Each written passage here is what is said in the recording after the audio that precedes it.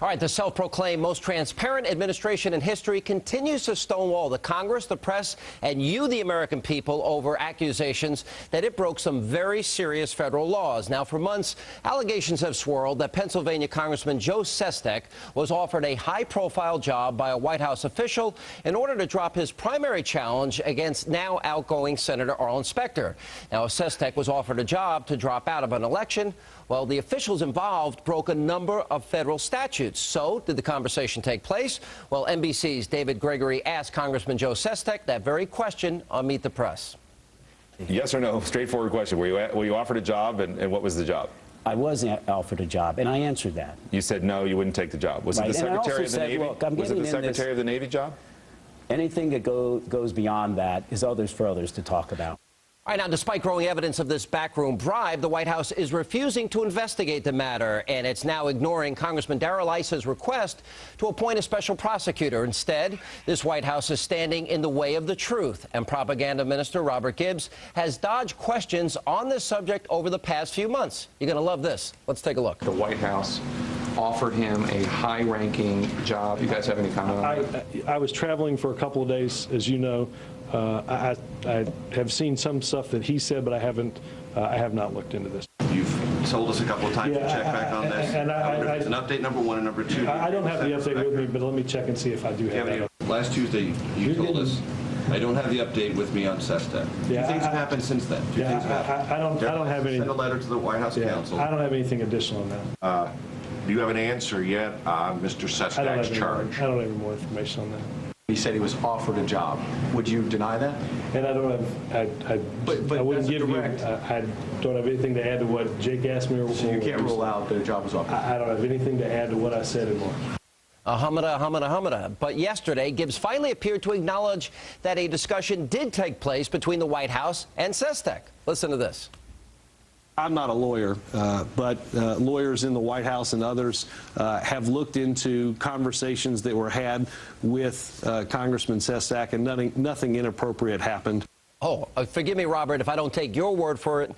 Now, frankly, I think we, the American people, deserve a full explanation, not only from the White House, but from Congressman Joe Sestak as well. And here with reaction is the author of 2010, Take Back America, A Battle Plan. The one and only Dick Morris is here in studio. Dick, welcome back. Good to see you. Good. Just back from a cruise. This, at a minimum, we're talking about a congressman offered a high-ranking job. This is a de facto bribe, no? Well, yeah, it is. Let's be clear about the statute. It is illegal to offer someone anything of importance or of value in return for a vote or a running or not running for office. Illegal. All right, so Sestak is admitted on numerous... Which, by the way, is a far broader statute than the bribery statute. Bribery statute, there has to be federal funds involved and stuff like that. This is a straight prohibition against offering anything of value, clearly a violation of law. Right, so the two things are going to emerge here. Sestak is going to back off a comment that he's made multiple times, doubtful, which would be a violation of ethics laws in Congress and a big political liability for him. Or he's going to have to tell us what job they offered, who offered it, and then it raises another question. Sure. What did the president know, and when did he know it? Absolutely. This scandal could be enormous. It's Valerie Plame, only 10 times bigger, because it's illegal. And Joe Sestak is either lying or the White House committed a crime. You can't have it both ways. Yeah. And he's going to ultimately have to tell us what job, when, and with who. And then the person that offered will have to be asked, did anyone authorize that? Obviously, the offer of a significant job in the White House could not be made unless it was by Rahm Emanuel or cleared with Rahm Emanuel. And equally, obviously, the Rahm Emanuel for a cabinet-level job, probably Secretary of the Navy, would have had to clear that with the president.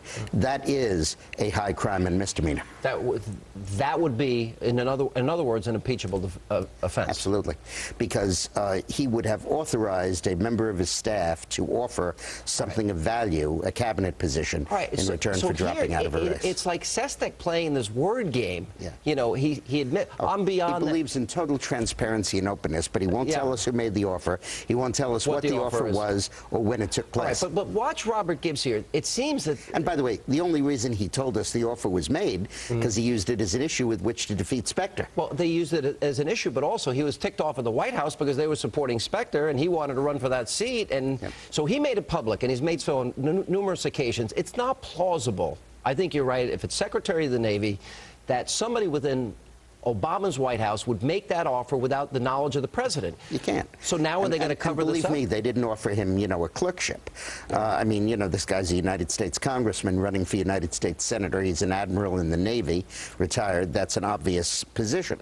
And you cannot, you could offer some patronage job without going upstairs, but you're not going to offer a cabinet position without clearing it with the president. All right, I've been following your columns. A Senate majority comes closer. Yeah, I saw you in the green room. You were just about giddy.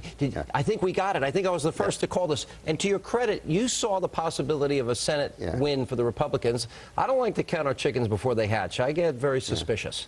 Well, I lay all this out in 2010, Take Back America, but now a lot of the details are falling into place. I'm a unique architect. I believe you build a 10-story building from the top down, not the bottom up, because 9 stories doesn't do you any good. You need 10 seats to win the Senate. So there are 9 seats where Republicans are either tied, have the lead, or the Democrats way under 50.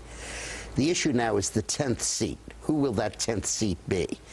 And this week, 3 states came into play for the Republican Party in a big way.